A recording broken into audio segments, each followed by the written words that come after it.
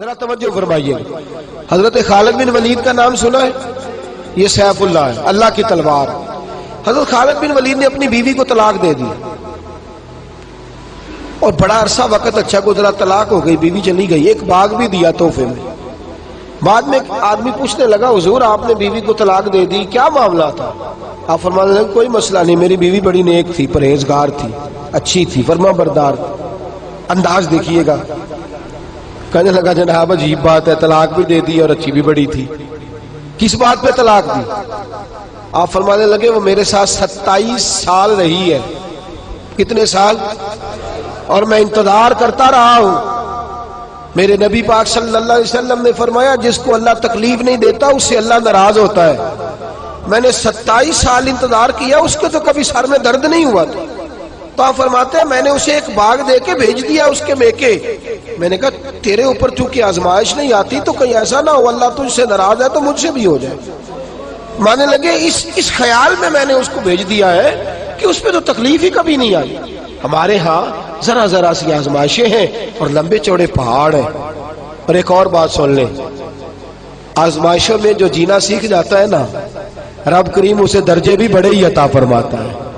جس کا دنیا میں کوئی سہارا نہیں نہ بنتا پھر اسے خدا کی رحمت آگے بڑھ کے سہارا عطا فرماتی ہے.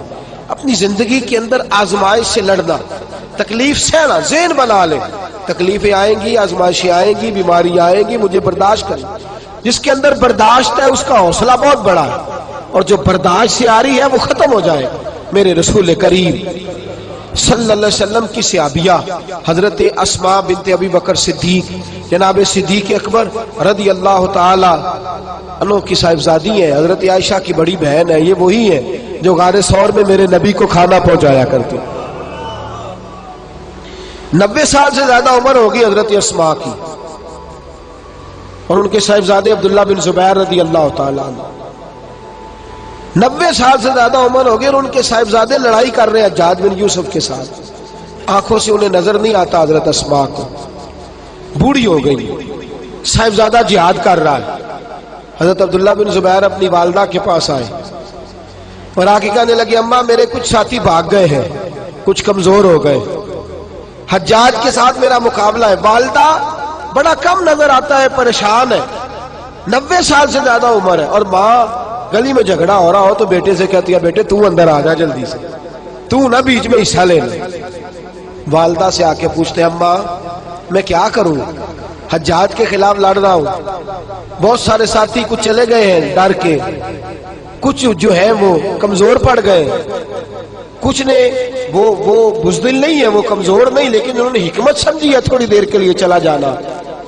ماں کہنے لگی بیٹے پہلے تو یہ بتا کہ تو حق پہ ہے کہ نہیں، دولت کے لیے تو نہیں لڑ رہا، اقتدار کے لیے تو نہیں لڑ رہا. کہنے لگی اماں قسم اللہ کی عزت کی میں حق پہ ہوں، میں فکر امام حسین کا وارث ہوں، میں ظالموں سے لڑ رہا ہوں.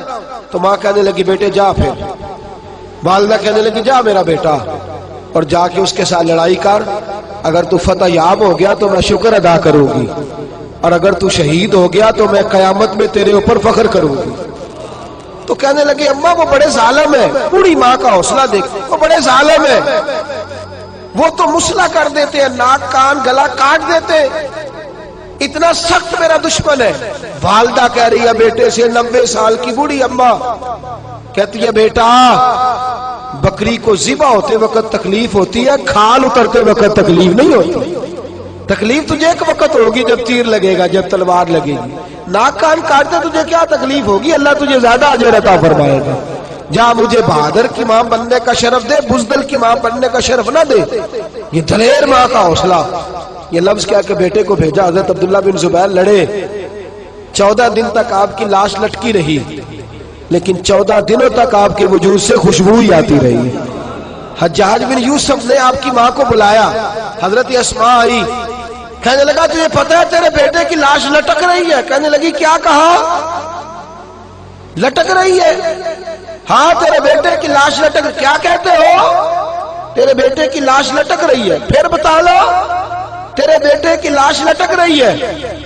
تو آپ فرمانے لگی شکر ہے اللہ کا، میرے بیٹے کی لاش لٹک رہی ہے، کہیں جھکی ہوئی تو نہیں ہے نا، کسی ظالم کے آگے جھک تو نہیں نا گئی، کہیں اس نے گلا کٹایا ہے کہیں جھکایا تو نہیں نا, شکر ہے میں اللہ تعالیٰ کا. کہنے لگے تو مجھ سے سفارش نہیں کرے گی کہ اس کی لاش کو ہٹا دوں؟ آپ فرمانے لگے جس رب نے اسے شہید ہونے کا حوصلہ دیا ہے وہ اسے قبر کی اعلیٰ جگہ بھی عطا فرمائے گا. حضرت عبداللہ بن زبیر جنت المعلی میں آرام فرما رہے ہیں اور سرخیل ہے وہاں کے مسلمانوں کے. عزیزوں, تکلیفوں کو آگے بڑھ کے وصول کرنا. ذرا ذرا سی بات پہ لوگ چیختے چلاتے ہیں, کفر بولتے ہیں, گھروں میں فوتگی ہو جائے تو کفر. حضرت جعفر طیار شہید ہوئے, حضرت علی کے سگے بھائی تو ان کے گھر کی عورتیں رونے لگی. حضور نے فرمایا جاؤ انہیں چپ کراؤ. صحابہ گئے, خاموش نہیں, پھر رونے لگی. فرمایا چپ کراؤ انہیں, پھر چیخنے لگی. تیسری بار حضور نے فرمایا نہیں چپ کرتی تو ان کے منہ میں خاک ڈال دو. انہیں پتہ نہیں جو بین کرے, سر پھاڑے اور اپنے چہرے پر اپنے ہاتھ مارے وہ تو میری امت میں شامل ہی نہیں ہے, تو میری امت میں شامل ہی نہیں. میرے عزیزوں, شریعت اسلامیہ حوصلے کی بات کرتی ہے, صبر کی بات کرتی ہے. گھروں کے اندر ذرا ذرا سی بات پہ بے صبری کرنا, ذرا دو چار جملے بھی ہم ہضم نہیں کر سکتے, ایک بے رخی بھی ہم ہضم نہیں کر سکتے, تھوڑی دیر کے لیے بھی کوئی آنے والی تکلیف ہم برداشت نہیں کرتے. بے صبری ہے, ہماری کم حوصلہ ہے اور تحمل مزاجی سے دور چلے گئے ہیں, اس لیے ہمارے غم بھی روز بروز بڑھتے چلے جا رہے ہیں. رب کائنات کی بارگاہ میں یہ التجا کیا کرے اللہ ہمیں حوصلے عطا فرمائے اور ساتھ رب کریم ہمارے اوپر وہ والا فضل فرمائے اس طرح وہ اپنے نیک بندوں پر فضل فرماتا ہے. اور اللہ ہمیں حوصلے اور